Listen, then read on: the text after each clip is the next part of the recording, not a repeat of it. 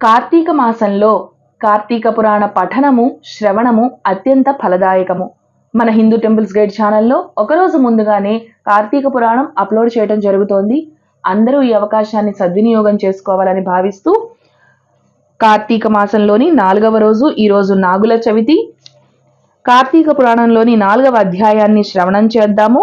నిన్నటి రోజున 3వ అధ్యాయంలో మనం కార్తీక స్నాన మహత్యము, తత్వనిష్ఠుడి వృత్తాంతము, అదేవిధంగా ముగ్గురు రాక్షసుల యొక్క గాథలు తెలుసుకొని వారికి ఏ విధంగా కార్తీక స్నాన మహత్యం వలన సద్గతులు పొందారనే విషయాలు తెలుసుకున్నాం కదా. ఇప్పుడు 4వ అధ్యాయంలో కార్తీక మాసంలో చేసేటటువంటి దీపారాధన ఫలితము, అదేవిధంగా శత్రుజి యొక్క కథని ఈ కథలో మనం తెలుసుకుందాం. 4వ రోజు కార్తీక వ్రతాన్ని ఎలాంటి సంకల్పంతో ఆచరించాలో, ఎలాంటి దానాలు చేయాలో వివరించమని జనక మహారాజు వశిష్ఠుణ్ణి అడిగాడు. అప్పుడు వశిష్ఠ మహాముని సమాధానం ఇస్తున్నాడు. ఈ కార్తీక వ్రతానికి ఫలానా సంకల్పం అనేది ఏమీ ఉండదు. ఈ కార్తీక వ్రతం ఆచరించడం వలన నశించని పాపం అంటూ ఉండదు. కాబట్టి వ్రత ధర్మాలను తత్ఫలాలను వివరిస్తాను, విను అని చెప్పి వశిష్ఠ మహాముని ఈ విధంగా చెబుతున్నాడు. కార్తీక మాసంలో సాయంకాలం శివాలయంలో దీపారాధన చేయటం వలన అనంతమైనటువంటి ఫలం లభిస్తుంది. శివాలయ గోపురద్వార శిఖరాల మీద గాని, శివలింగ సన్నిధిని గాని దీపారాధన చేయటం వలన సకల పాపాలు నశించిపోతాయి. ఎవరైతే కార్తీక మాసంలో శివాలయంలో ఆవు నెయ్యితో గాని, నువ్వుల నూనెతో గాని, ఇప్ప నూనెతో గాని, నారింజ నూనెతో గాని దీపారాధన చేస్తారో అటువంటి వారు ధర్మవేత్తలవుతారు. కనీసం ఆమదంతోనైనా దీపం పెట్టినట్టయితే వాళ్ళు అత్యంత పుణ్యవంతులవుతారు. ఫలాపేక్షతో గాని, నలుగురిలో గొప్ప కోసం గాని దీపారాధన చేసినా సరే శివప్రియులవుతారు. ఇందుకు ఉదాహరణగా ఒక చిన్న కథని చెబుతానంటూ వశిష్ఠుడు జనక మహారాజుకు వివరిస్తున్నాడు. కార్తీక దీపారాధన మహత్యాన్ని, శత్రుజి యొక్క కథని. పూర్వకాలంలో పాంచాల దేశాన్ని పరిపాలించే మహారాజు పుత్రులు లేక మానసికంగా కృంగిపోతూ తపస్సు మొదలుపెట్టాడు. అతను తపస్సు చేస్తుండగానే అటువైపుకి పైప్పలుడు అనే మునీశ్వరుడు వచ్చాడు. రాజుగారి తపస్సుకి కారణాన్ని అడిగి తెలుసుకున్నాడు. ఓ మహారాజా, ఇలాంటి చిన్న చిన్న కోరికలకి తపస్సులు చేయాల్సిన అవసరం లేదు. కార్తీక మాసంలో శివప్రీతిగా వ్రతాన్ని ఆచరిస్తే నీ కోరిక ఫలిస్తుంది. వ్రతానంతరం బ్రాహ్మణులను దీపదాన దక్షిణలతో సంతోషపెడితే నీకు తప్పక పుత్రుడు జన్మిస్తాడు అంటూ చెప్పాడు పైపల్లుడు. ఋషికి సంతోషంతో కృతజ్ఞతలు చెప్పుకొని తన రాజ్యానికి వచ్చినటువంటి మహారాజు వెంటనే కార్తీక వ్రతాన్ని ఆచరించాడు. శివుడి యొక్క కృపాకటాక్షాలకై బ్రాహ్మణులకి దీపదానాలు చేశాడు. తత్ఫలితంగా మహారాణి గర్భం ధరించింది. సకాలంలో మగ శిశువుని ప్రసవించింది. ఆ బాలుడికి శత్రుజి అని నామకరణం చేశారు. శత్రుజి దినదిన ప్రవర్ధమానుడై పెరిగి యువకుడై సకల విద్యలలో ప్రవీణుడై కూడా వేశ్యాలోలుడై తన పర వయోభేదము లేకుండా విచక్షణారహితంగా వ్యవహరిస్తూ ఉండేవాడు. ఎందరో స్త్రీలని చెరపట్టాడు. నాస్తికుడై ధర్మధిక్కారానికి ఒడిగట్టాడు. హితవు చెప్పాలని ప్రయత్నించిన వారిని చంపుతానని బెదిరించాడు. అలాంటి సందర్భంలోనే మహాసౌందర్య రాశి అయినటువంటి ఒక బ్రాహ్మణుడి భార్య ఆ శత్రుజి కంటపడింది. ఆవిడ్ని చూసిన వెంటనే మోహావేశంతో మోజుని పెంచుకున్నాడు శత్రుజి. అందగాడు, అందున రాజపుత్రుడు అయినటువంటి యువరాజు పట్ల ఆమెకు కూడా మోహం కలిగింది. ఎలాగైనా యువరాజుతో సాంగత్యాన్ని ఏర్పరచుకోవాలన్న దృఢ సంకల్పాన్ని అమలులో పెట్టి ప్రతిరోజు రాత్రి తన భర్త నిద్రపోగానే తాము నిర్ణయించుకున్న రహస్య స్థావరంలో యువరాజుని కలిసి కామ క్రీడలలో తేలియాడసాగింది.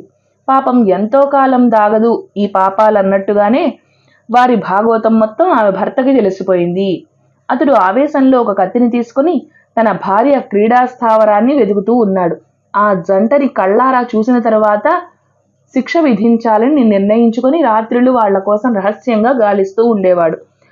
అతనికి వాళ్ళ విషయం తెలిసిపోయిందన్న భయంతో వాళ్ళు రోజుకో కొత్త స్థావరంలో వాళ్ళ యొక్క కార్యకలాపాలని జరుపుతూ ఉండేవారు. ఒకనాడు కార్తీక పౌర్ణమి, అందున సోమవారం. ఆ రోజు రాత్రి వారి కామక్రీడకి స్థలం దొరకక ఒక పాడుబడ్డ శిథిల శివాలయాన్ని ఎంచుకున్నారు. అర్ధరాత్రి వేళ ఆ జంట అక్కడ కలుసుకున్నారు. గర్భగుడిలో కటిక చీకటిగా ఉండటం వలన తన చీర చెంగుని చింపి వత్తిగా చేసింది ఆవిడ. ఈ లోపల యువరాజు ఎక్కడెక్కడో వెతికి ఆముదం తీసుకుని వచ్చాడు. ఇద్దరూ కలిసి అక్కడ ఉన్న ఖాళీ ప్రమిదలో ఆముదం పోసి వత్తుల్ని తడిపి వెలిగించారు. ఆ దీపకాంతితో ఒకరి అందాలని ఒకరు చూసుకుంటూ సంభోగంలో లీనమయ్యారు. ఆ విషయం తెలుసుకున్న ఆమె భర్త అక్కడికి వచ్చి వారిని చూస్తూ ఆవేశం కట్టలు తెంచుకోగా ముందుగా శత్రుజుని నరికేశాడు. తరువాత తన భార్యను కూడా తెగ నరికాడు.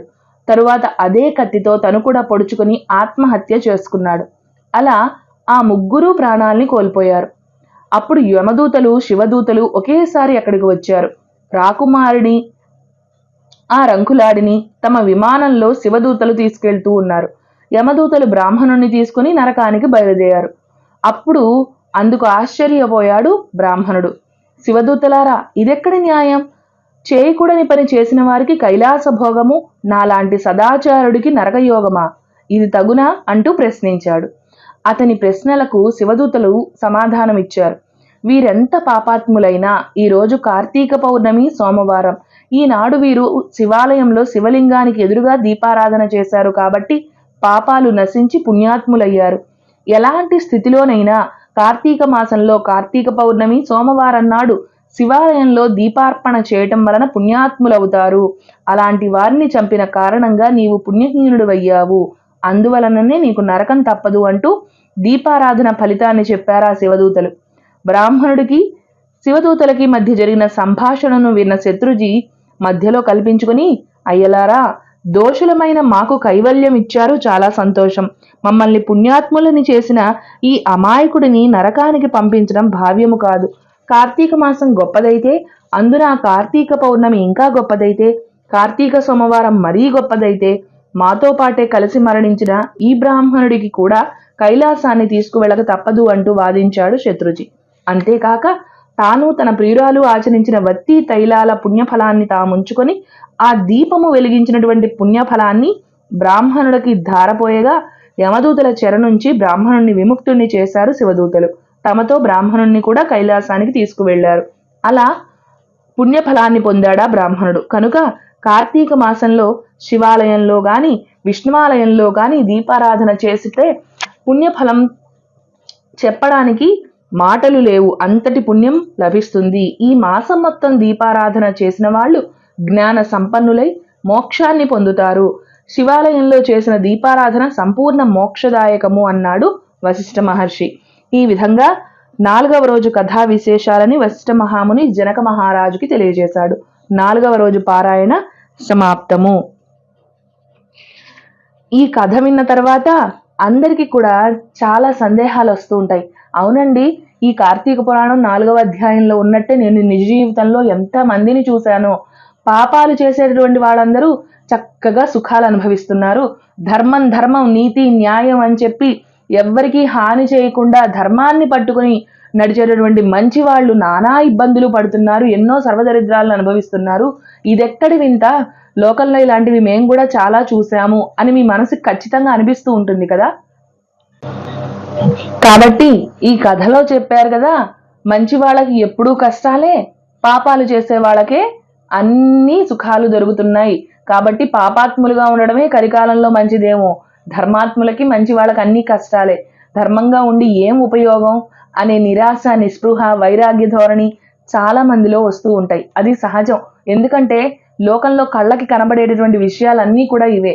కానీ ఎప్పటికైనా ఎన్ని పురాణాలు చదివినా ఏ మతం వాళ్ళు చెప్పినా ఒక్కటే మాట, ధర్మో రక్షతి రక్షితః అని చెప్తారు మన సనాతన ధర్మంలో. ధర్మం చివరికి గెలిచేది ధర్మమే. ఈ పాపాత్ములు చేసినటువంటి పాపాలు కూడా కార్తీక మాసంలో శివాలయంలో దీపారాధన చేయడం వల్ల పటాపంచలు అయిపోయాయి. అంటే అంతటి పాపాత్ములని కూడా ఈశ్వరుడు తన బిడ్డలుగా భావించి క్షమించాడు. అంతటి ఔదార్యం కారుణ్యం చూపించేది ఈశ్వరుడు మాత్రమే. ఆయన చూపిస్తాడు కదా అని తప్పులు తెలిసి కూడా తప్పులు చేయడం మన కర్మ, అది మన దుష్కర్మ అవుతుంది. కాబట్టి తెలియని వాళ్ళు తప్పు చేసినా వాళ్ళు చేసేటటువంటి కాస్త పుణ్యానికే ఆయన మోక్షం ఇస్తున్నప్పుడు మనము తెలిసి ధర్మాన్ని పాటిస్తూ అహింస మార్గాన్ని ఎంచుకొని సజీవంగా సక్రమంగా జీవితాన్ని ముందుకు నడుపుతూ ఉన్నప్పుడు ఈశ్వరుడు మనకెందుకు తోడుండడు? ఖచ్చితంగా ఉంటాడు. అయితే ఈ కష్టాలు ఇవన్నీ కూడా ఒక సమయం వరకు మాత్రమే. ఆ సమయం తీరిన తర్వాత ఈశ్వరుడు మనకి అండగా ఉంటాడు. ఎవరైనా సరే కర్మ ఫలితాలని అనుభవించాల్సిందే. కాబట్టి పురాణంలో ఉన్నవి అలాగే మన నిజ జీవితంలో జరిగేవి అన్నీ కంపేర్ చేసుకొని చెడు మార్గం పట్టాలన్న ఆలోచన మాత్రం రానీయకూడదు. ఎన్ని జరిగినా సరే మనం మాత్రం మంచి మార్గంలోనే వెళ్ళాలి. ఇవన్నీ చదవడం ద్వారా మనం తెలుసుకోవాల్సిన నీతి అదన్నమాట. అంతే తప్ప దాన్ని వంకరగా తీసుకొని అలా చేసిన వాళ్ళే బాగున్నారు, ఇలాంటి వాళ్ళు కష్టాలు పడ్డారని అటువంటి తప్పుడు స్టేట్మెంట్స్ మనం ఇవ్వకూడదు. తెలుసుకున్నాం కదా 4వ రోజు కథా విశేషాలని. రేపటి రోజున 5వ అధ్యాయంలోని కథా విశేషాలని, కార్తీక మాసంలో వన సంతర్పణ యొక్క ఫలితాన్ని తెలుసుకుందాం.